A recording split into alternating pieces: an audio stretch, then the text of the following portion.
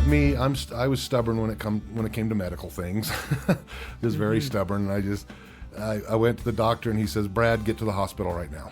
And I said, "Doctor, come on, there's got to be something else. I don't need to go to the hospital." And at the time, I don't even think I had insurance, and I just, I was like going, "Oh my gosh, I can't afford this. I don't want to do this," and things weren't going well financially. And he actually threatened me. He said, "If you don't go now, I'm going to treat this as if you're wanting to kill yourself, and I'm going to call the cops, and they will admit you." And I said, "Okay, I'll go." So I went down to the hospital, and after 4 hours of testing, I was like, okay, the doctor comes in, he says, "Brad, there's something in your head there, and we don't know what it is." Oh, my goodness.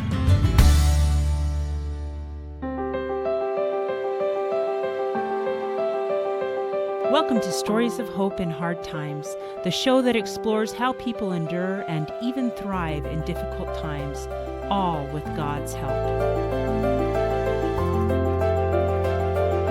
I'm your host, Tamara K. Anderson. Join me on a journey to find inspiring stories of hope and wisdom learned in life's hardest moments.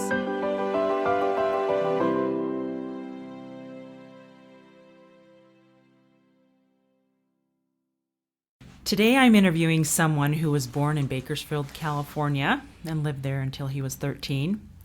Then he quickly moved to a very small town in Alabama and began working on a 4,000-acre soybean farm. After that, he moved to Utah and ended up supporting himself through most of high school. He met and married his wife, Charlotte, and they've been married for almost 32 years. They have 6 children and 7 grandchildren. Professionally, he has gone from being a migrant worker to a trucker to the founder and president of Affinity Guidance Services. So quite a transition there. He has developed the Positive Self-Management Learning System, the Winning Mindset Series, the Ultimate Self-Worth Workshop Series, and several others. He has over 30 years of experience with assisting people in overcoming personal challenges and helping them succeed with their own personal goals. His passion is to help people discover their own self-worth, talents, value, and help create for themselves success in their lives. He's also served on several state and local boards to help others. I am pleased to introduce to you today Brad J. Neufeld. Brad, are you ready to share your story of hope? Yes, I am, Tamara. Thank you so much for having me on. We are so excited to have you here today. Thank you. And I was just thinking the last time I was interviewed, oh my gosh, it's been 20 years.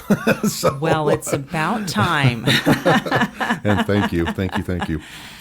So, as I was reading your bio, the question that kept popping into my mind is, how did you go from being basically a migrant worker to being a professional mentor and coach, especially for at-risk kids? How did that happen? I mean, that's a huge leap to take. Well, obviously, I'm going to give God the credit for it. He's definitely steered me all of my life. And growing up in Bakersfield, California was kind of an interesting thing there. My dad was working down there as an accountant, and going to school down there was a challenge at the time. I always, when I think back, and I look where I live now with here in Utah, and I drive down the streets and I see kids' bicycles sitting out front and their garages open and all this stuff, and I'm like, oh my gosh, all of that would be gone if you were in California. I'd pull my bike up to the 7-Eleven and lay it down just to run in and grab a candy bar. I'd come out, the bike's gone, and there was a lot of drugs, a lot of gangs. At the time, there was only about 50,000 people there, and it was several different cultures. People were moving in and just kind of establishing their boundaries. I don't know what I'm going to call it, turf or whatever. Yeah. And I was just this happy-go-lucky kid, but you'd just be walking down the street minding your own business. Next thing you know, you're surrounded by 5 or 6 guys saying, "What did you call me?" And I'm like, "I didn't call you anything." And they beat you up and laugh while they're walking away and stuff. So I got really good at running.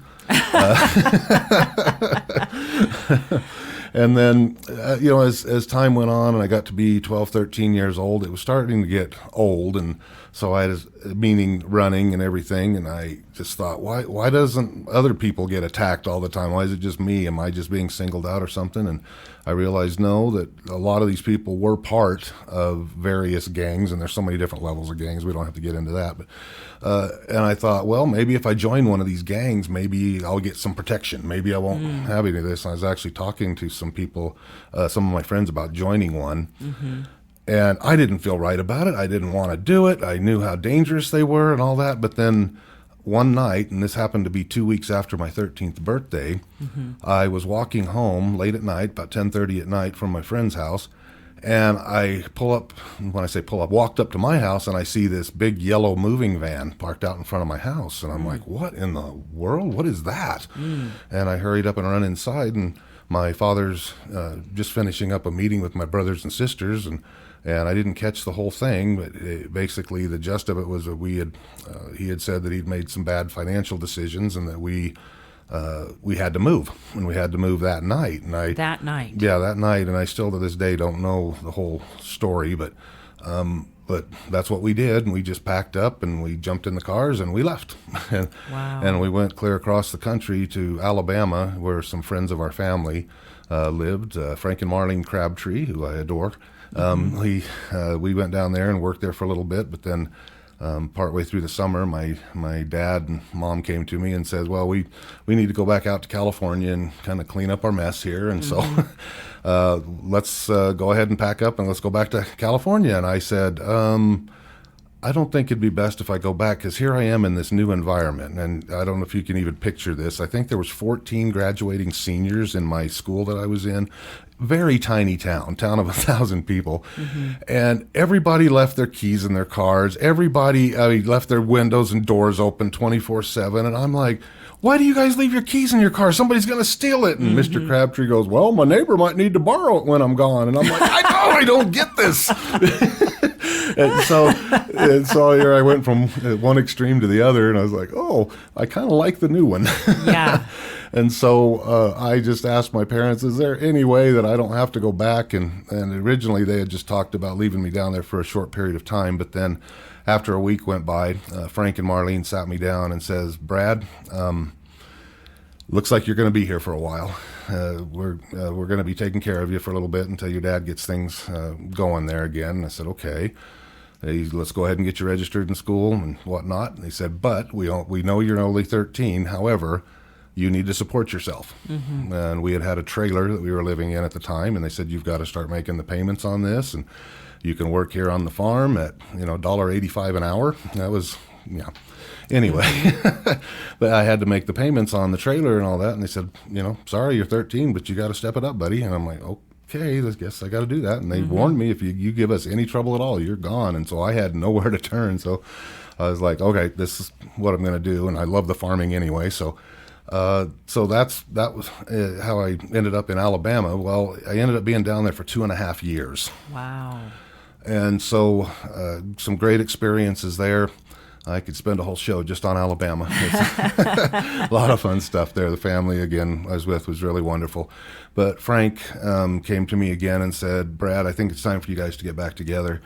Your mom and dad are going to move to Utah, and they'd like you to join them there again. And I said, okay. So I really don't want to, but I felt like it was the right thing to do. And so I moved out to Utah, got here just before Christmas of 1979, and 6 months of being here in Utah, my parents ended up going back to California, and so I was all here all by myself again. Learned a lot about teenagers. They didn't really want me as a friend. They wanted my apartment. I learned that the hard way. Anyway, so went on into getting through high school, and after high school, I served a mission, a service mission for my church, and went over to Tokyo, Japan, and that was a lot of fun. And then I came back and started, got married and was working. And as you said, I was a blue-collar worker working as a truck driver. I also worked in a warehouse and worked my way up to where the company I was working with was selling frozen food to convenience stores. They asked me, would you like to get into sales? And I said, well, is there more money there? Well, yeah, you get commission. You're going to make a lot of money. And I said, okay. So I took the challenge on, and I did. I built it up to be a a really good paying job and all that. And my wife and I were doing really well. We bought a house in West Jordan, and we had 2 kids and one on the way. But anyway, we had a good life, and I thought I had the American dream by the by the tail, and here we go. Now, you mentioned to me before that there was a point in your life where you were very discouraged and almost suicidal. Mm-hmm. Take me to that point and kind of describe it to me and tell me how God got you through that. Okay. Well, this was back when I was working at the frozen food place. I had been working there for a lot of years, and I'd worked my way up in the company, and we had over 70 salespeople, and I was number 2 at all times. There was always a guy out of Cedar City that I could never beat. But anyway, but I had built my territory to be one of the best in the company, and I was making a lot of money. Again, we had a brand new house, 2 brand new cars. My wife was able to quit her job and stay at home, and I felt like I've arrived. Mm-hmm. But then one day the boss calls me in, and this was right after we had just had our end of the year sales party, and I had just received my 3rd sales merit award for being in the top 10 in sales. And boss calls me in and says, "Brad, we need to talk." And I'm thinking, all right, I'm going to get a raise. Yeah. Oh my gosh, honey, this is going to be so great. I go in there, and guess what he did? He cut my territory in half, which again cut my money in half. And this was back in the late 80s. Actually, this was in the early 90s when this happened. Yeah, it was 1992. And I was just devastated, and I begged and pleaded, "Please don't do this. Please don't do this," because I didn't know where else I could make that kind of money, because at the time I didn't have my degrees or anything. And so I was like, "Please don't do this. Please don't do this." And he said, "Well, I can make you a regional manager, and that'll pay you a little bit more." And I said, "Well, I'll take it." But I was just steadily going downhill fast. That things were, I wasn't able to pay my bills, and I just had to work out payments on everything. I'd had a car repossessed, and we lost our home. And next thing I know, I'm, in my in-laws' unfinished basement. Oh, wow. Looking up at the ceiling going, "What just happened here?" Mm-hmm. How did I go in 9 months from having it all to now nothing? And I'm like, what now? Mm-hmm. And it was like I couldn't get out of bed. I would attempt new things and nothing would happen. So I went from this thing of feeling like I was in total control of everything to in control of nothing. And I went to the doctor, and the doctor says, "Brad, you're depressed." And I just went, "That can't be me. No, I'm not depressed, doctor. I'm not." And he said, "Well, Brad, you're pretty bad." And I said, "All right, what do I need to do?" And he gave me some pills. I think it was Prozac at the time. And then I go home crying to my wife, going, I have no control. I got to take a pill. I was done. But my nature was, no, I'm going to conquer this. But it was like so many roller coasters. I went to a couple of different psychiatrists, a couple of different psychologists, and nothing I was doing was working. All they would do is tweak my medications or try a new medication, and I'd feel good for a little while, and then my body would get used to that. I'd try to quit it, and I would just crash. And finally, I just came to a point, and this is after about 2 years of this. I just prayed to God, and I said, "I'm done. I don't know what you expect of me. I asked for help, and this is, is the medicine the help? Is the, I don't want to do this anymore." And I'd actually made a plan to check out. I'll just put it that way. I was making a plan to take my life and be done with it. And well, anyway, I just had this little small voice come to me again saying, "Brad, give it one more shot. Give it one more shot." And so I said, okay, what am I going to do? So I had made up my mind. I'm going to study everything that I can get my hands on for 6 months. And if nothing changes, then I'm done. But if things change, then so be it. During that 6 months of studying and looking at everything I could possibly do in different avenues and things like that, I discovered some pretty cool stuff. And it just really turned my life around. And I started to see things differently. I started to see how people are. And then I realized that a lot of the depression that I was having was tied to people relations, I know I had abandonment issues at the time. I still joke around and say that anytime I hire an employee that I really like, I sit them down and I say, you do know I have abandonment issues, right? So please don't quit. Anyway, so I'll use that for fun. But I realized I had all this stuff, but I was able to overcome it and just really see, again, what people's true needs are. And anyway, I just saw all these people who had these desires but just didn't know what to do with them and all this. It was just like this, my eyes of understanding were opened. And after that, I just made a commitment to start teaching these principles to other people. And guess what? They would have the same results I would. And I'm like, okay, again, thank you for letting me go through that, Father. I mean, at the time when I'm going through it, obviously I don't want to be here. Yeah, but now that I've been through a lot of these challenges, it's good to be able to look back and go, you know what? If I hadn't have gone through that, I wouldn't have this knowledge I have right now that I can help people with. And so therefore, that's there you go. That's amazing. Yeah, but that's what happened. So here I am. What a journey. So finish telling me really quick the end of that story of how you ended up becoming interested in being a counselor and how your life pivoted that way, and if this was an easy thing to pivot on or a hard thing. Well, then all of a sudden I got asked to go and volunteer at a place called the Utah Boys Ranch. Right now it's Westridge Academy, so there's a free plug there for Westridge. We work with them. And so tell us what this was. It is a residential treatment center. It's a full-time stay for kids, for troubled teens. And so they would be pulled out of their homes, and instead of going to juvenile detention or to youth prison, they would go here and actually receive treatment. And so that's what it was all about. Well, I was just asked to go out there and volunteer and play football with the boys and just talk to them in the evenings, just have something to do. Well, I ended up enjoying it quite a bit, getting to know the boys, and then all of a sudden, about 6 weeks into this, I had one of the therapists come to me and says, "Are you Brad Neufeld?" And I says, "Yeah." And they said, "We want you to stop talking to these boys." What? And I'm like, "Well, isn't that why you have me here?" And they said, "Well, you're screwing up their treatment plan." And I'm like, "What the heck is a treatment plan? I don't know." I don't know what the heck a treatment plan is. And so I didn't think much of it. But then a couple of weeks later, I had another therapist come to me and say, "Brad, you have got to stop talking to these kids." And I said, "What am I saying?" They're asking me questions and I'm answering them. They'd ask me stuff like, "What would you do in this situation?" Well, here's what I did, when I was younger. And a lot of it had to do with teenager issues. They would even come to me and say, "Well, man, when I get home here, I am 15, but I've got a friend. I'm going to run away and I'm going to go." And I said, "No, don't do that. Your family's the only thing solid you're ever going to have in this life. Friends come and go.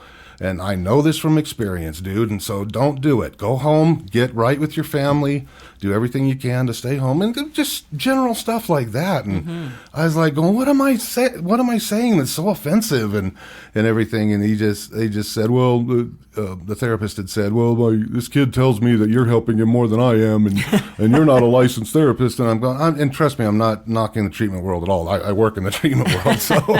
But this was the launch pad for me.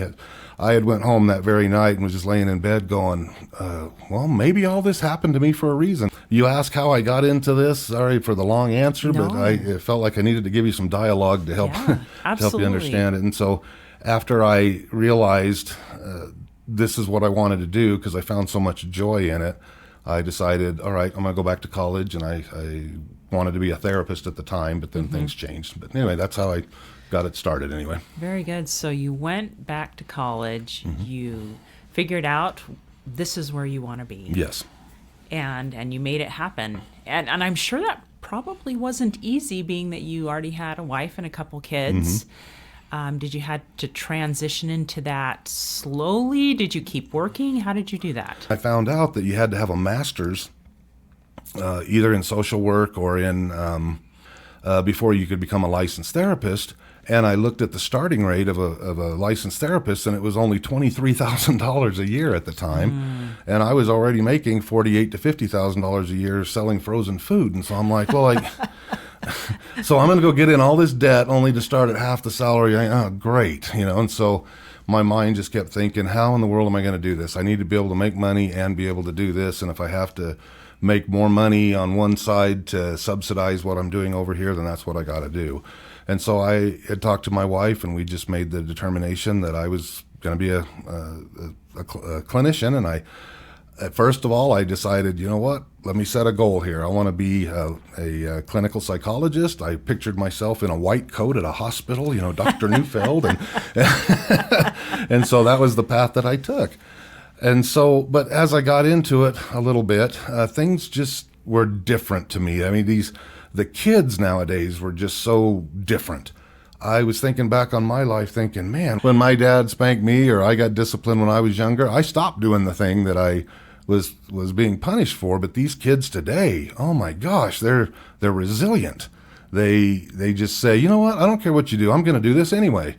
I'll figure out a way to do it. And they would, even if they would get lots of consequences or whatnot, you'd take stuff away, they'd still do what they wanted to do. And I'm like, how do you work with this? And it didn't quite fit with all of the diagnoses that I was studying at the time. And so I had heard a talk from one of my spiritual leaders, and he had talked about how the spirits that are coming into this world now have more determination than any generation in history. And because of God's plan and what's about to happen, they need that determination to get through. And I said, oh boy, that was a lot of validation for what I've been feeling. And Right. like, wow, okay, but still, what do you do with it? But he gave kind of an answer in a way. He said, don't beat it out of them. They need that to get through what's going to happen. But what he did say is, if you take them by the hand, lead them, guide them, and show them the way, they will follow. Interesting. And that just hit me like a ton of bricks. And I just set the psychology aside, and I thought, what does this mean? I had nothing to go on other than that. And so I decided, well, I'm going to go out and I'm going to ask these kids. I'm just going to talk to them openly. And I talked to well over 1,000 teenagers, well, me and a team of people. And we just asked them one simple question: what do you want from adults? And what did they say? Oh, the answers were incredible. Again, once we got through all of I just want them to leave me alone. I just want to do what I want to. I just want them to give me money and stay out of my life. After we got past all that, I said, no. This is your chance. And they were getting things like they wanted to know they were loved. They wanted to know that they wanted somebody they could look up to. They wanted somebody they could trust. They wanted to be adventurous. They wanted, believe it or not, they wanted structure and consistency. And I was like blown away by all that. They wanted validation. There were so many things, and I put this into a model that I call the 10 things that all youth really want. And I am writing a book on that, by the way. Oh, yay. I can't wait for that to come out. That'll be coming out. I wanted to write it 10 years ago, but or 12 years ago, but I had some health issues, of which we can talk about later if you want to, that kind of kept me from finishing the book. But I'm kind of glad that happened. I've learned so much in the last 12 years to add to that book that needs to be in there. Now, after I had heard these things from the kids, it made me look at things in a whole different perspective. One of the boards I sat on down in St. George, Utah, was Washington County CAGE, C-A-G-E, which was an acronym for Community Awareness Gang Education. While I was giving a few speeches at various high schools down there, and I mentioned the gang thing, a lady approached me afterwards and said, hey, we'd like you to sit on a task force. We're kind of concerned that all these gang members are moving into the St. George area and kind of setting up their territories and all this stuff, and we don't know what to do. The police department doesn't know what to do. We're this small, quiet community. What's going on? We think you could help us. Well, they kept asking me the question, why do you want to join a gang? What's the attraction? What's the pull? It's obviously dangerous. It's obviously all these bad things that could happen. Why do they want to join? And I was literally racking my brain going, what in the world why did I want to join? For protection. That was it. That was all that kept coming to me. Well, I had already had this model put together of the 10 things that all youth want, and it was sitting beside my computer. And I happened to look over late one night and looked at it, and I went, oh my gosh, all 10 of those things are in a gang setting. All 10 of them. So they can either get it in the home environment, or they can get it from the gang environment. So when you hear the fact that we're fighting for the hearts and minds of our kids, we truly are.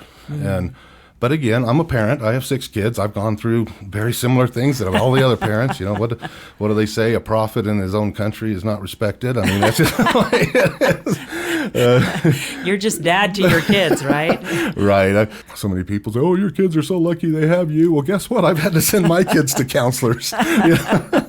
They don't want to listen to me either, but it's so funny how they come back to me later. Well, the counselor's just saying the same things you are. But well, if I had to spend the money for you to figure that out, then so be it. We're Oh, that's funny. So anyway, does that answer the question? Yes, Yeah. yes. So you ended up helping these at-risk youth, basically, Yes. and setting up a council and using your 10 steps to help make this a successful program down in St. George, Utah. Yes. So tell me how you were doing at this time inside. Were you struggling at all? Were you excited with your success? Where were you? Well, at the time, I was a public speaker. I had come up with the Winning Mindset series, and so at the time, I was doing that, and I was making really good money. I was making, I was speaking and making money, and thinking, again, American dreams here, living in a nice house close to a golf course, thinking we've made it and all this stuff, but. People would pay money to come see me, and one of my greatest needs is I want to make a difference. Right. And so what was happening is I would do these workshops, and I'd pump people up, and they would feel all like, "Oh my gosh, Brad, thanks. Oh, I'm so pumped. I'm going to go out there. I'm going to rock the world." But then I'd call them 6 months later, and nothing had changed. And Tamara, it was just eating me alive. And because some of them would say stuff like, "I spent my last $500 coming to your workshop, just looking for answers." And I was like, I can't do this. I can't, I felt, good that I was at least giving them some good information. But I thought, if I'm not making a change with them, then what, anyway, I've got to think of something different. Well, at the time, I was presented the opportunity to sit on the Western Region Youth Council with the Department of Workforce Services, and they were in the process of developing a program to increase the effectiveness of their programs that they had. So they didn't want me to come in and be another therapeutic program. They said, "We already have therapists. We're already working with Southwest Centers and a few other places down here. So we want you to use our therapists." And we're like, "Great. Well, the mentoring works really good hand in hand with the therapy." And we showed them how, and so we got this 5-year contract with the state, and we had phenomenal results. I mean, awesome. What we would do is the therapist would come up with the treatment plan, and then we, as mentors, would work really closely with them and help the kids actually do the things that they wanted them to do, so get results. So was this kind of the same thing that you were just talking about, how you'd pump people up, so the therapist would pump people up, and then you were actually helping them implement. Yeah, exactly. You were the rubber that met the road. Yeah, because again, they'd walk out of the therapist's office going, "Oh, I feel so good right now," but then they were like, "Now what? How do I do it? How do I do this?" "Well, they told me to go talk to my teacher, but I don't know how to talk to my teacher." Well, this is what you would say to your teacher. Well, are you going to go talk to him today? Well, maybe. Then they wouldn't the next day, and it's like, "Well, are you going to talk to him today?" "I don't know." And I said, "Well, come on, let's go." So you just take them down? Oh, yeah, we there. just take them right there. It was very, very much interactive. We even went in their homes, and that was an interesting thing, too. I mean, I don't know how much time we have, but I have a really cool story. Can I share it really quickly? Yeah, go okay. right ahead. I'd love to hear it. There was this one young girl who was 14 years old, and she seemed so ambitious, she had a lot of good ideas and a lot of big dreams and things like that, and we would work with her at the high school, and she would never do any of the assignments we would give her, and we're like, "What is going on here? Do you really, you sound so much like you want this to happen." "Oh, I do. And so after about a couple of months of that, we're like, okay, progress isn't being made. She's not, again, doing the steps that need to be done for the program, and so we might have to drop her and all that. And I just happened to be in their neighborhood, and I thought, you know what, I'm going to stop by and see them. So I stop, knock on the door, and she answers the door and just opens the door about 2 inches and looks out. And she goes, "Brad, what are you doing here?" And I said, "I just wanted to stop by and say hi and see how you're doing." Just then, 2 little young toddlers come running out in their diapers and running all over the porch. And she hurried up and stepped outside and closed the door behind her. And it was right then that I knew, all right, what's going on? Mm-hmm. And I just told her, I says, you know what, tell me what's going on. Mm-hmm. I said, I'm not the police. I'm not here to arrest anybody. I want to help. What can I do? Well, then her mother comes to the door at that very time and starts talking to me, and I could tell she was intoxicated. She was wasted. And I said, hey, ma'am, can I come in for a minute? Oh, I don't know. And so I kind of said, well, come, let's talk for a minute, okay? Mm-hmm. I go in there, and there's two full-grown men just passed out on the couches, and I could tell they were doing stuff they shouldn't have been doing. Right. And I was just going, no wonder. Mm-hmm. And on my way home after I left there, I had talked to the mom. I said, do you want things to change in your life? And she was crying. She says, yes. I said, well, can we meet tomorrow? Go ahead and sober up. Let's talk tomorrow, kind of a thing. And anyway, I talked to the girl, and we made a plan to get the mom into treatment and get her, the help that she needed, and get her. She had really bad self-confidence issues. Obviously, she was just taking in whoever she could to. So she wasn't feeling lonely or whatever, but it turned out to be a really awesome, positive experience. The mom just really turned her life around, and this girl was able to do some great things. But that got me wondering, how many other families are going through this same thing? And so that's when we started an in-home portion of the program.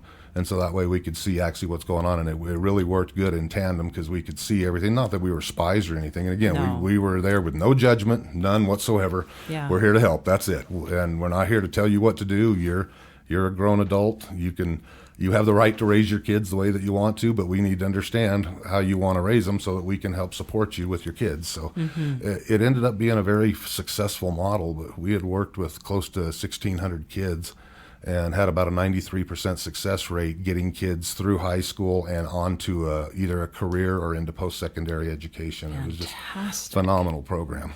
And so, anyway, that's... There you go. So, I know you've told me before that as successful as this program was, it didn't end up sticking around, unfortunately. Yeah. Mm-hmm. How did that affect you? Oh, it affected me pretty hard because things were going really well, and it just felt like this is it, because I had been working so many years to build this vision that I had of genuinely helping people and making the difference is which is at my core value, and it just felt like it was just ripped out from under me, and I was just like, okay, now what? Right. Next thing I know, we're moving up from Hurricane, St. George area, up to the Tooele area to start something else. And I'm like, now what? Well, we had ran into a gentleman who owned some property and had some money, and we were going to start an inpatient facility ourselves so that I could still stay in the youth business. But then after working on that for a year and getting all the engineering done and getting the place ready to break ground, the owner of the property has a heart attack, goes into the hospital, and we didn't think he was going to live. But 8 weeks later, he comes home and he says, Brad, I just don't have the energy to finish this off. I'm sorry. Mm-hmm. I don't know what to do. What can I help you? Help you make the transition here? And I'm like, oh, boy. So you've kind of hit rock bottom again. Yep, and this was in 2005, and after the contract had ended, and I'm like, now what? Well, it just kept resonating in my mind. We had discovered some really effective techniques, and I just can't let this go. There's got to be a way to recreate this, but the downside was we didn't have the funding to do it. And so that's when Affinity Guidance Services was born. But anyway, we were able to recreate the majority of the program, but still the funding was always a challenge, but we've been able to figure out ways here and there to keep it going. And so that's what happened. So yeah, rock bottom, not knowing where I'm going to turn, and I was thinking, I don't know anything else to do. Through God's help, I was able to get that, get it cranked up and get it going again.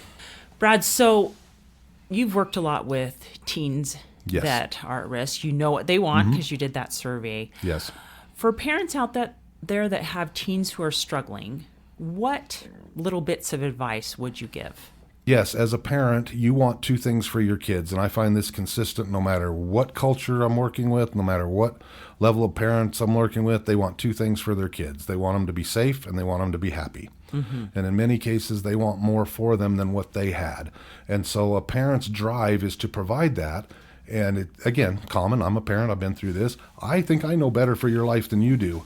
And the moment you can go, you know what, maybe they know better for their life, especially when they start to mature and stuff like that. No, they're not going to have the habits and skills and things that you've learned, but you also have to understand is they don't have the experience either. And so they need to get the experience. If they say, I want to be a doctor, let them support them in being a doctor. Guess what?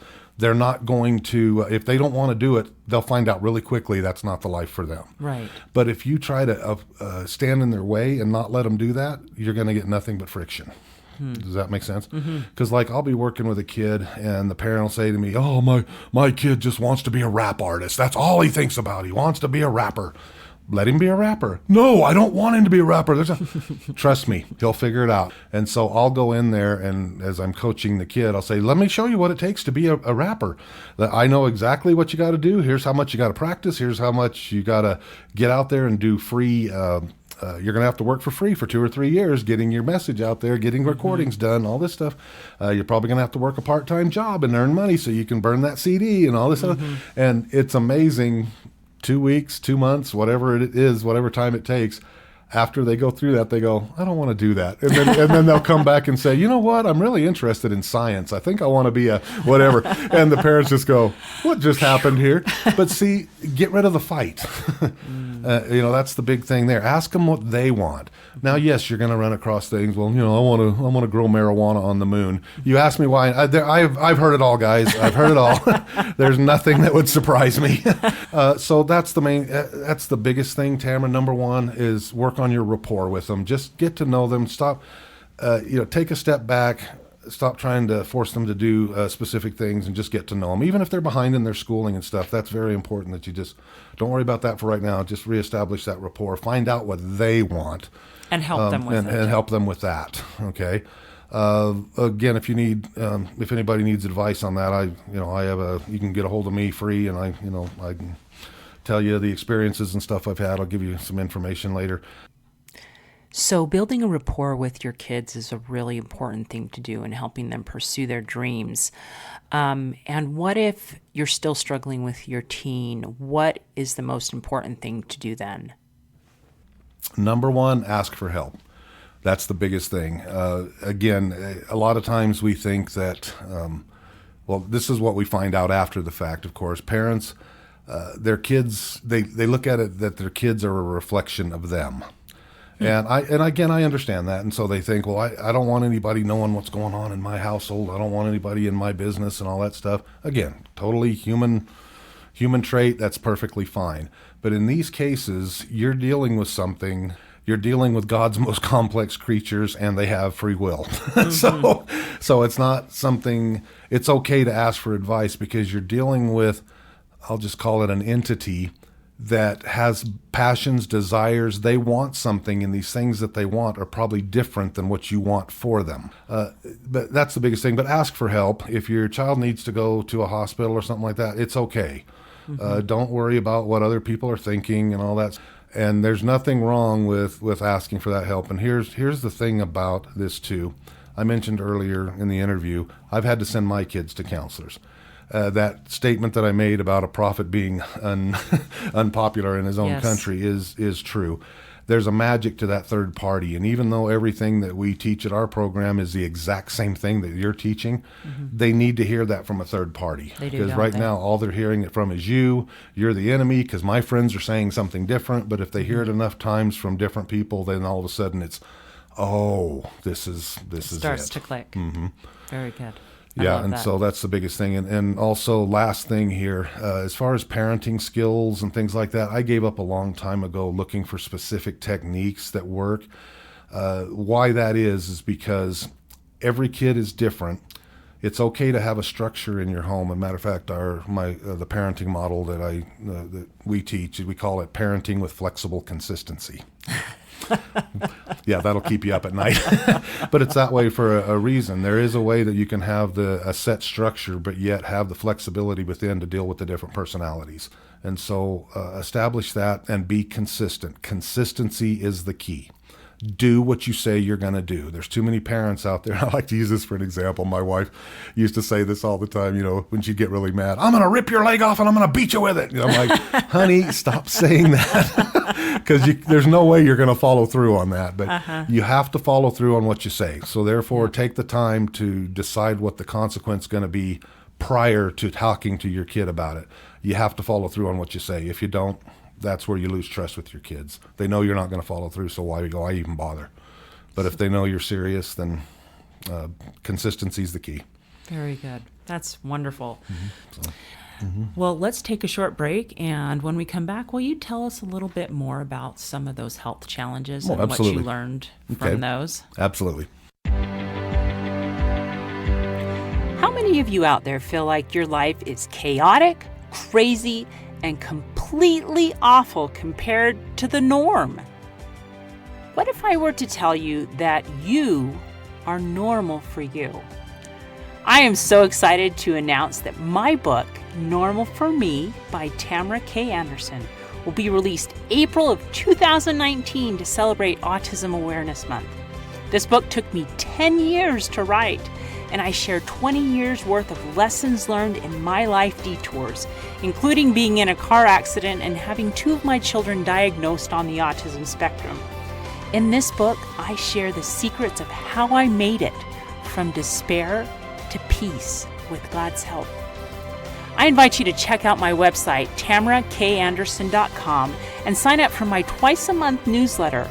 Doing this was going to give you the inside scoop on how you can get a free electronic copy of my book during the month of April. So sign up today and hope on. And we're back. This is Tamara K. Anderson interviewing Brad J. Neufeld, and we were going to talk a little bit about some of the health challenges that you have struggled with and what those have taught you. Yeah. So why don't you jump right in and tell us about that? Well, it was kind of an interesting thing at the time when my health issues started to hit. I really have lived a very healthy life. I never get sick. I always had a lot of drive to do things and to accomplish things. And then I'm trying to think of what year it was. It was back in about 2008. I started having these headaches in the spring, and they were really bad. I just felt all this pressure up behind my left eye, and I'd go to the doctor, and they'd just say, "Well, Brad, you're stressed. You're going through a lot of hard things right now." And I says, "Well, yeah," but they would prescribe me muscle relaxers or whatever to help me with this. And so, but then the headaches just kept being there, and I kept going in, and they'd say, "Well, Brad, that's all we can narrow it down to is you're just stressed out." Well, then I made it through the summer and just tried to relax, tried to take some time for myself and whatnot. But then in the fall, things started to get a little worse, and I went in, but then I just kept working. And I went to the doctor, and again, same old. And I said, "Something's got to be wrong. Absolutely has got to be wrong." And he said, "Well, let's just do this. I just think you have a really bad migraine, but I'm going to give you a shot of something that's going to make you sleep all weekend long." I have no idea what it was. Oh, gosh. I'm assuming Demerol, but anyway. He just said, "I'm going to give you a shot." And this was on Friday. And he says, "If you still have this headache on Monday, come back in and see me." And I went to the doctor, got the shot. My wife drove me home. I slept for 4 hours, and I woke up, and it was just like my head was, and I was like, and my wife says, "Just clear your slate for the weekend. You're staying home all weekend. You're going to sleep." And so I did. I stayed in bed. But Monday morning, it was like, no. Still a lot of pain. But me, I was stubborn when it came to medical things.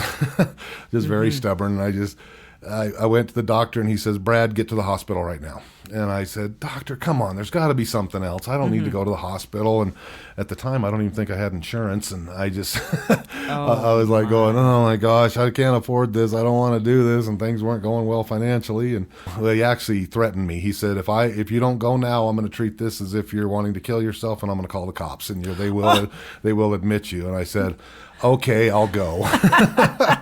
So I went down to the hospital, and after 4 hours of testing, I was like, okay. The doctor comes in. He says, Brad, there's something in your head there, and we don't know what it is. Oh my goodness gracious! Even then, I wasn't too scared or anything. I was just like, oh, let's just see what happens. But he just said, Brad, we've got to get you up to the University of Utah Hospital. He says, we don't have the equipment to do this, but they're going to have to do something. There's something in there. We don't know what it is. And so I said, all right, well, when do I go? Monday? Do I go up tomorrow? Do I go? And he goes, no, you go down there right now. Matter of fact, we've already ordered an ambulance for you. And ambulance? And I said, no, I'm not going to take an ambulance. If I'm, unless you need to strap me to a bed or something, I'd really rather not do that. And they said, well, you guys go, and you go now. And on the way, I just said, let's stop home. They're probably going to keep me overnight for some observation or something. Let's go get some clothes. And I wasn't too nervous. And then we go up to the University of Utah Hospital, went into the emergency room, and there was like 150 people in the emergency. I mean, it was just packed. And if you've ever been to an emergency room, Yes. you know, the waiting and all that stuff. And I just thought, we're going to be here all dang night. I just want to get checked out. I want to go home. No sooner than my butt hit the chair, they said, Brad Neufeld, please come to the front desk.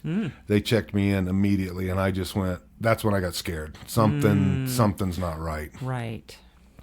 So I went in, and the doctors were like, well, we're going to have to drill some holes in your head. And I'm like, going, what is happening to me here?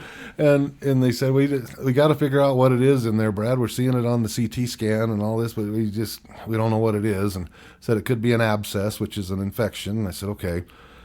And so they prepped me for surgery and all that whatnot. And well, after 4 hours of surgery, and after I came out, and I was looking around the room, and my eyesight was gone. I mean, all I saw was just this big old blur. And I was Really? like, doctors, what's going on? I was just scared. I asked them what happened, and they said, well, we ended up having to cut a piece of your skull out to get, there was an infection up there. There was a strep virus, and it was growing, and it was actually pushing my brain forward. Oh, And so that's the pressure was there. And I was like, okay, but I can't see. I said, am I going to get that back? And they were silent. And I was like, doctor, please tell me yes or no. Am I going to get my sight back? And they says, Brad, we don't know. oh my! We don't know. And I was like, I was crying again, just what am I doing wrong here? Why am I going through this? Why does this have to happen to me? And the only thing that could come to my mind was God is in charge. And I just had to repeat that over and over and over again. That was the only thing that was bringing me comfort. God's in charge. Let me just, because I had just gotten to the point where I was building my business back up, and it was like, what, another blow? Here we go. And so after the surgery, I was in there for the rest of the week, and my eyesight had gotten back to at least I don't even know how to put it. Everything was still blurry, but I could at least tell who was standing in front of me. Well, if I knew the person, I would know who it was. Right. And so they sent me home from the hospital, and then I had to get injections twice a day. I had to go into the hospital twice a day to get these injections of antibiotics, because the infection was all over the place. It was all The up in strep infection? Yeah, strep. It was everywhere in my body. Oh. Well, after being home for about 2 weeks, all of a sudden I got this really, really bad headache, and the back of my neck got really tense, and I just started throwing up, and I was like, I was in so much pain. We ended up having to call the EMTs in, and they did take me by ambulance back to my hospital there in Tooele. And I get there, and they're just trying to get me out of pain, and I remember feeling the pain so bad that I was asking them to kill me, because I was done. Nothing would knock me out. Nothing. I mean, it was so intense. And I guess they finally gave me some morphine, and they're like, are you in pain still? Yes, but I don't care. so, so the beauty of modern medicine. So, but they rushed me by ambulance back up to the University of Utah, and come to find out I developed spinal meningitis because the infection had broke loose in my brain and went down into my spine, and that was so painful. I couldn't move my head at all. If I did, it just, and again, no painkillers would help at all. It was just, I just had to sit there with my head in one spot. If I moved to the left even just a quarter of an inch, it just put this shock down there. But anyway, after being in there and having 5 IVs running in me 24/7 and all these liquids pumping through me, every day there was progress. I was able to move my head right and left without pain, and then, but not forward and backward. And then the next day I was a little bit better, and the next day was a little bit better, and then finally it all went down into my lower back. And after 7 days of that, I was able to get off all of the medications and everything. But that's when they told me all the dangerous stuff that could have happened and should have happened. And they said, Brad, you shouldn't be here. I just went, well, thanks. So let me ask you, when you lost your sight and all of that to me seems like it would have been pretty discouraging. And also spinal meningitis, so much pain. How were you able to get through those tough times? Were there lessons you learned about God and your relationship with Him? What? Absolutely. Little things, little promptings. I would learn to ask different questions. Tell me about to that. God. I would still hang on to my mantra. God is in charge. But I would ask God, what can I do right now to alleviate this pain that I'm having? And I would literally get little promptings. Shift your left hip. Really? And I'd shift my left hip and I'd feel a release, and I'd be like, oh my gosh. Wow. And then that would be good for a couple of hours, and then it would start to be painful again, and I'd start moving around. I'm going, Brad, it worked once, try it again. Father in heaven, what can I do right now to relieve this pain? Is there anything I can do? And there was a couple of times it said, nope, you're just going to have to endure, but I'll help you through it. And I would feel that, just those warm arms around me that, nope, everything's going to be okay. But it was amazing, just little things like that. And it just told me God will help us with anything, no matter how ridiculously small it is, if we'll just humble ourselves and ask, Wow, that is powerful. And that was just, anyway, just what a... The other thing, too, was my business had been going, just taking off. This was, like I told you, I just got it started in 2006, and I didn't have any money to start the business with, so I just started off doing individual sessions and whatnot. When the time came for me to, really launch the business and looking at hiring some other people, that's when I went in with my head surgery, and I just realized I can't do anything now. And so I said, Father, I don't know how I'm going to provide for my family. I can't see. I don't know where else to go here. And I just got this warm feeling of, Brad, I'm right here. I'm right here. Everything's going to be okay. And it was so intense, Tamara, to see that more actually got done for my business through other people, obviously, with me laying there on my back. Wow. Than me working my tail off all day, and so...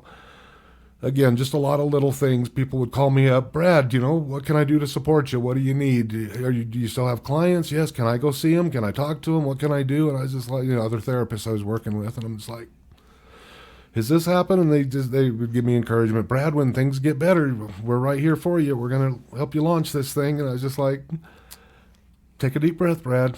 Everything's going to be okay. It's in His time, not mine. So. Wow. Anyway. So you really felt that God blessed you not only with the comfort through Him, but through other people as well. Absolutely. Earthly angels. Absolutely. And that's another big thing that I heard, that I learned too through this whole process, because I would always pray to God, give me money, give me money, give me money. And I'd be like, no, ask for the things that you need. And I would ask for the things that I need. And then God works through other people. There was one time when my wife and I, again, things weren't going really well. It was just before Christmas when we were down in Hurricane, and I knew I had some money coming in about 3 weeks from a loan that I had closed just randomly, but we had nothing. We had no gas in the car, no food in the pantry, and I just thought, what in the world? And I just had a prompting come to me, tell God what you need. And I said, Father, I need enough money to get me through the next 3 weeks until I get this other money. And I asked my wife to make a list. How much money do we need? And she said, I think with $100, I think we can get through this. And 5 minutes later, we get a knock on our door. And it happened to be, my wife's best friend. And she said, I had a prompting. I'm supposed to bring this to you.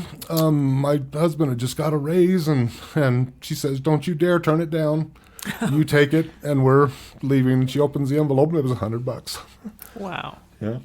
What a sweet story. So you learned the power of praying specifically For your needs. your Money's needs. so general. God doesn't care about money. He Yeah. doesn't need that. It's about the things that we need for our well-being. So Yeah. Oh, what a sweet, sweet story. There is something to the power of prayer. I've seen it in my life, and learning to ask the right questions you mentioned before, and specifics are important as well. yeah. And I've seen that power in my life, especially with my kiddos on the autism spectrum. There were nights that I remember one night in particular where our son Nathan he was awake at 2 a.m. and would not go back to sleep, and was inconsolably screaming, and nothing we could do would make him stop. And my husband and I tag teamed it in and out of that bedroom for the next several hours. And I remember finally, I mean, you deal with something like that for several hours and you're just worn out. I mean, you absolutely. didn't get much sleep, but just listening to the screaming for that long was just so hard. And I finally just told God, I said, I don't know what else to pray for. Yeah. I prayed for everything I can think of, and I don't know what to pray for. And all of a sudden the thought came, pray for angels. There you go. And so I began, I'm like, who do I know that's dead?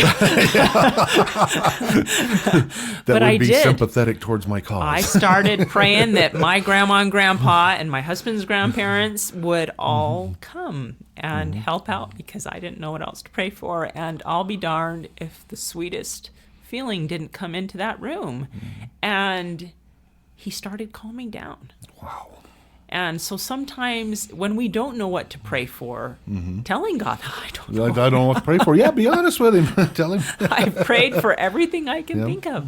But listening to those little whisperings when we're struggling and in so much pain where we don't know what else to do, or we're just so discouraged, because God really is there. Yeah. Yes, he is. And this was, to add to what was going on, this was around the same time that I went through all that with, when I was making all the money and stuff like that. I had a little bit of ungrateful attitude in such a way that I didn't have much empathy or sympathy for people who weren't doing well or of minimal means. And I know that people who know me now go, how could you ever feel that way? I just, because I would do whatever it took. If I had to work 70, 80 hours a week, doggone it, I'd do it. And I would go without sleep, and I would bust my tail to provide for my family and everything. When my income was cut in half and I lost everything, and I started to go, why can't I make this money that I've been accustomed to making? And I was getting really good at putting on a face, putting on, nothing's wrong in the Neufeld family and all of this. And at this particular time, again, just before Christmas, we were 3 months behind on our rent. My car had just blown up. The only car we had, the head gasket blew. And so it's sitting out in the driveway. And I, went to church on Sunday and just happy-go-lucky Brad, nothing's wrong. Everything's fine. How you doing, Brad? Oh, I'm doing great. All of a sudden, our bishop calls me in, and he says, Brother Neufeld, there's something we need to talk about. I said, okay, what would you like me to do, Bishop? And he says, no, there's something you need to tell me, and we're not leaving this room until you do. Bishop, there's nothing wrong. I'm fine. Everything's good. Whatever little challenges we have, we'll fix it. We'll work it out. And he just said, Brother Neufeld, we're not leaving this room. By then, I just knew I was done. I knew he's not going to let me go here. And so I thought, okay. And so I just lost it again, just started crying, Bishop, I don't know what to do. And he said, well, let me ask you a question, Brad. He says, when you think of pride, what do you think of? I said, well, I think of somebody who's arrogant, who's got their nose up in the air while looking down on me at the same time. And he goes, no, you got it all wrong. Pride is when you need help and you won't ask for it. And that was a turning point in my life there, and I always do everything I can to do it. But sometimes, guess what? Our the amount of effort that we're able to and capable of putting in may not be sufficient to produce the thing that we need. And that's when other people will come in. But have the humility to accept the gift no matter where it comes from, because I know that's another human trait too. We do want to do it all ourselves. We don't want to be beholden to nobody. And when somebody does something for us, we have this tendency to feel like, well, now I got to pay them back. No, you don't. God answers your prayers through other people. When those things come to you, simply take it, no matter if it's a compliment, no matter if it's something physical, take it and say thank you. And then when you get the opportunity, get on your knees and thank Father in heaven for it, because he's the one that brought it to you. Yeah. And I very much learned that over the years. So don't question it. Wherever it comes from, let it happen. What a beautiful lesson to learn. And sometimes these lessons are hard to learn because we learn them in the most trying times of our lives, don't we? And trust me, I punched a lot of pillows. I mean, don't think that this just, it sounds so calming, but oh no, I just, all right, I know you're right, God, but I don't want it. We're a little bit stubborn sometimes, aren't we? Yes. Well, and especially when life doesn't seem to be going the way we thought it was going to go. Exactly. And that's the key word there. Is we thought it was going to be this way, but he has a better way. Yes, and it is learning to trust that better way.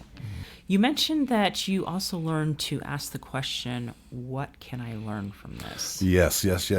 Tell me about that story. Well, again, years of experience of fighting with God, wondering why he was punishing me, and why don't I feel like I'm doing everything that you're asking me to do and nothing's working out? Why are you doing this to me? Well, then I had heard I can't remember the motivational speaker's name, but anyway, I went to a lot of motivational workshops just to learn little principles here that would fit with my personality and stuff. And so this particular gentleman had said that life teaches us lessons. And the lessons are going to get harder and harder until we learn the lesson that the universe has in store for us. Well, I choose to call that higher power that he called the universe. I choose to call that God, so I just put that in there. Okay, he's trying to teach me something. And the speaker also went on to say that once we learn that lesson, that trial disappears. And I thought, I'm going to test this. So I already understood I already had my philosophy on asking specific questions and things. So I thought, what's a good question that I could ask my Father in heaven to get specific answers? And that's what I came up with. And so the question that just rang in my mind was, okay, Father in heaven is definitely trying to teach me something here. The quicker I learn the lesson, the better. So instead of getting angry, I see the issue, I see the challenge that's in front of me, the wall, whatever it is, stop and say, okay, what would you like me to learn from this? What can I learn from this? And I try to learn it as quick as I can. And so it definitely brings me more peace of mind, because now I'm focused on the journey versus on, again, the issue. So that's where that came from. So smart. So you learned to change those questions of, why does God hate me? Yep. And he keeps giving me all these challenges and my life keeps changing. It's not turning out the way I want, to what can I learn from this? Correct. Yep. That's awesome. And again, you got to listen to your promptings, though. I always have to make that, because we do get promptings. Think about it. Anybody that's listening to us, you get promptings all day long, but what do we have a tendency to do? No, I don't want to do that. No, I don't want to do that. You got to do what you're prompted. So when you get a prompting, do you think it's just like a little thought that pops into your head? Is that how you would best describe a prompting? Yes, and I'll get just a thought, random thought will come in my head. And I still to this day, do I do it right away? There's always a pause, unless, of course, life's on the line or something. Yeah, I'm going to jump in. But there's always a pause and go, okay, did that come from me, from some random thought I was thinking, or is this a prompting? and I'll just go through it. Is this something I need right now? Is it something that if I do this thing that I'm being prompted, will it make a difference in my life? And if I get a warm feeling on that and my gut tells me, you know what, this is, then I'll say, okay, Father, I've been given this prompting. Is this something I should do? And sure enough, I'll get that warm feeling and I do it. Very good. And no, so, that's perfect. but no matter what comes to my head, that's my process now. But that's after years and years and years of fighting it. Why would you want me to go talk to Jim down the street? I have nothing to do with Jim down the street. Go talk to Jim down the street, and then you get down to Jim down the street, and he's not home. And then you go, well, see, I was no, go talk to Jim. Then you go to Jim, and Jim says, I don't even know why you're here. Why do you want to talk to me? I'm like, I don't know, Jim. I just had a feeling I'd come and talk to you. And then you walk away from the situation going, well, that stunk. Why did I even want to? Maybe I even made things worse. But then 2 weeks later, Jim calls, Brad, I got something I could really use your help with. And I'm going, okay, what is it? But would he have called me if I had not taken that initial prompting to go down and make that connection? No, he wouldn't have. Yeah. So. Isn't that interesting? And so sometimes the promptings will come to go and impact the lives of others. Absolutely. And so if you're doing it for good, to follow those promptings and talk it through with God. I liked how you had that conversation with God in your head. Well, here I'm feeling this. Is this really what I should be doing? Yeah. So talking it through with God, having that constant prayer in your mind and in your heart of what you should do, especially when you get these thoughts. So let me ask you, has there been a favorite Bible verse that has become meaningful to you through all these years of ups and downs all over the place? Definitely. Well, definitely in Psalms, the book of Psalms in the Old Testament, chapter 46, I believe it's verse 10, where he talks about, be still and know that I am God. And there's also some other things that are said in there that basically God is the refuge, He is the strength, and so. But that's just the little one-liner that I kept repeating to myself: be still, and know that I am God, that He's in charge, that He sees things that I don't see. And there's also some other scriptural references that, many that I've read about, especially about our Savior Jesus Christ, who. Coming to that realization that He's been through everything. What is it like to be betrayed? What is it like to be in a position where you've done nothing but good, but you've ticked a couple of people off because they didn't want to hear the truth, and they come after you and throw all these tough accusations. And I just think of all the things that He has gone through, that He's experienced. He's already been there. He's already done that. He already knows. There was one time when I was down, I was reading Job, and I was looking through everything, and though I've been blessed to not have my family taken away from me and all of that, in some senses my crops were taken away, my my cattle were taken away, and I was reading through all of his challenges. I'm going, well, I've had all of that, I've had the health challenges, I've had that. Oh, I haven't had boils. Bring on the boils. Let's get this over with. Let's get this over with. So Job's trial did end, right? Maybe that we can call it a boil in your brain. Maybe you can check that box. Okay. Oh, that's fantastic. You can check that box I'll now, check Brad. It. Thank you, Tamara. All right, God, Tamara gave me permission. I'm doing it. Hey, that actually feels good. All right, we're done. Oh, wow. That is awesome. Yeah. So are there any websites or books or music resources you could recommend to somebody who is going through an extremely hard time right now, things that have helped you in the past? Obviously, the Bible sounds like it's been a good resource. There's been a lot of books. I was thinking about some specific ones. I know one that had a big impact on me was one of Dr. Wayne Dyer's books, You'll See It When You Believe It. Ooh. Yeah, and it's a lot of times, well, what does our earthly experience tell us? I'll believe it when I see it. That's not how God works. No. You have to believe it first. And again, if you pray about it, if you feel like this is supposed to be, it'll happen. I go back to Thomas Edison and the light bulb. That was just an idea. That was just a feeling he had. It had never been created before. How do you create something from nothing? You just got to trust it and test and test and test until you finally come to the realization that it can. And the closer you get to it, that's when self-confidence starts to build too. You start to see that, oh, there is an end, there is a possibility there, but if you never start that journey, you're never going to feel that. But that was definitely one of the books. The other thing, this is what came to me, Tamara. I think the advice I would like to give everybody out there, of course, pray about what you should read, because there's so many different opinions out Yes. there. And some of it, it's so easy to just read something and go, well, that sounds good, let me go try that. Well, it could be devastating and actually take you backwards. And I'll just share what one of my professors shared with me one time, because when I was going through and practicing doing sessions with people, he happened to overhear what I was saying. And he says, Brad, can I give you some constructive criticism? I said, yes, please. I'd like to know, because I'd like to correct whatever I have here. He said, you actually contradicted what you said to that person. You told them to do one thing at the beginning, and then at the end of your session, you told them to do something different. And I went, okay, I wonder how that happened. He goes, I can tell you exactly how it happens. You probably read everything you get your hands on, right?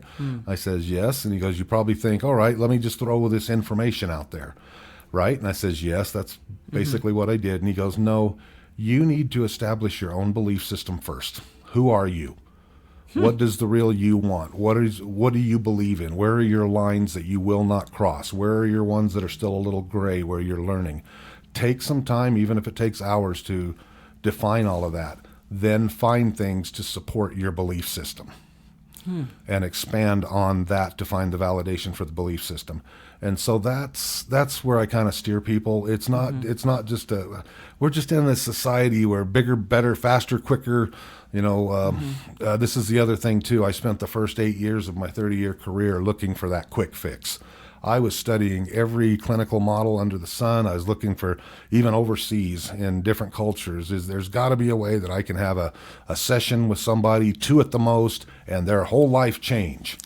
And all I learned, Tamara, in 8 years of doing that was, we don't learn that way. No, we don't, do we? Human beings are line upon line, precept upon precept. That's God's way. Take the time, be patient, learn it, and make it part of your life. Wow. That is amazing. And it's true. We do learn just little bits at a time. And there have been points in my life when I've wished that we could just fast forward a little bit, Oh, yeah, definitely. I want it all, and I want it now.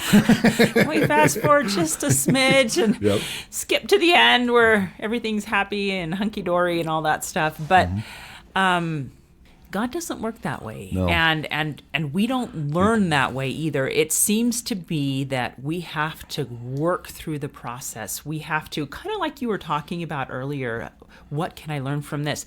You have to learn the lesson. Absolutely. And that doesn't come overnight. It doesn't come with 2 sessions of counseling. It usually takes months and years. Yep. So let's wrap this up. If people have really resonated with this or feel like they do want to contact you, how do they get a hold of you? Oh, you bet. I have my own coaching website, which is my name, bradjneufeld.com, so www.bradjneufeld.com. Our company, I have a facility that we have a day treatment program down in the Utah County area, so it's mostly local kids that we work with. Day treatment is where they come to us during the day, so we don't pull them out of the home or anything. We still send them home at night, but Monday through Friday they're with us. That's Affinity Guidance Services. We have a shortcut to that. It's agstoday.com, agstoday.com. You can email me at info@bradjneufeld.com, or you can call me at area code 435-830-6945. Very good. And we'll put all this in the show notes so that people, if they're driving or doing laundry or something like that, they can go one place and find that. So well, and just as an outreach service, because again, I like to share these ideas and things that I've learned over the years. I have a radio show that I do. It's called the Brad Neufeld Show. It was something I did for a number of years, a long time ago, but after all of the brain surgeries and stuff like that, it's been a slow recovery. like right now, there's times where I get these brain farts. Sorry, but it's a lot better now than what it used to be. I used to get really bad headaches after focusing for like 3 or 4 minutes, and I would just have to not focus on anything and just go, take things in, whatever. But it's a lot better now, so I wasn't able to do it. But now, recently, since things have really improved, I'm wanting to get that going again. But that's on Facebook. If you just go on Facebook and go the Brad Neufeld Show, you'll find out about that. Awesome. We'll put that in the show notes as well. Thank you, Brad. Thank I you. really appreciate Thank you, Tamara. everything, the advice, the wisdom, the stories. I love stories. Obviously, that's why I do this. Yes. But I love all of it because it gives us the perspective that truly we're not alone when we're experiencing hard times. So thank you for sharing You're not your alone. story. People need people. That's my mantra. Perfect. So thank you for sharing your story. You're welcome. Pope. Thank I you really so much. appreciate it. This has been fun. Hey, thanks so much for listening to today's show. I know that there are many of you out there that are going through a hard time, and I hope you found things that have been useful today as you listen to the podcast. If you would like to access the show notes from today's podcast, visit my website. It is storiesofhopepodcast.com. That is where you'll find favorite quotes from today's episode and shareable memes. And those are fun because you can share them with your friends on social media. You will also find the links mentioned throughout today's episode so you don't have to remember what those were. And also all the tips that were shared. Sometimes tips are shared so much throughout an episode you forget. What were those great things? So go to the show notes, storiesofhopepodcast.com, to look up these fantastic resources. You know, if someone kept coming to mind during today's episode, perhaps that means that you should share this with them. Maybe there was a story shared or a tip that they really, really need to hear. So go ahead and share this episode with them. May God bless you, especially if you are struggling, with hope to carry on and with the strength to keep going when things get tough. Remember to walk with Christ, and He will help bear that burden. Above all else, remember, God loves you.